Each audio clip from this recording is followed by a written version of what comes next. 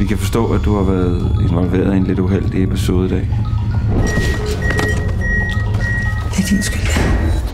Jeg har aldrig overset noget før. Aldrig. På lysevagten, det er Alexander. Prøv at kigge på min hånd her engang. 5,4 milligram aktiv lyse. Jeg vil godt bruge noget supervision, tror jeg. Ja, jeg kommer. Godmorgen. Jeg er neurolog her på afdelingen. Camilla. Det var noget akut. Hvad mener du med akut? Altså, jeg har det seriøst fint. Jeg kan ikke komme ind i patientportalen. Den plejer at komme op igen lige om lidt.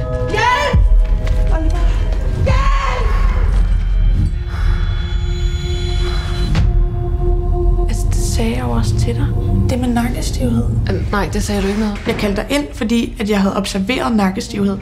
Lad os nu lige lade det der skyldspørgsmål ligge et øjeblik, ikke? Hvordan kan du have så alvorlig en mistanke og så ikke gøre noget? Det var dig, der sendte ham hjem. Hvor stor er risikoen ved at åbne op? Der er 80% risiko for, at vi får vejrblødning ved en operation.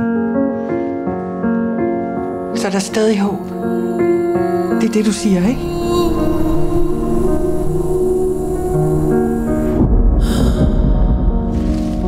De er til dig. Kærligheden er stærkere end død.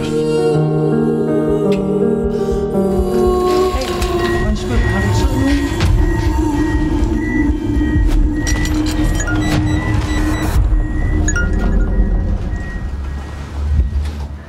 Ja. Jeg kommer nu.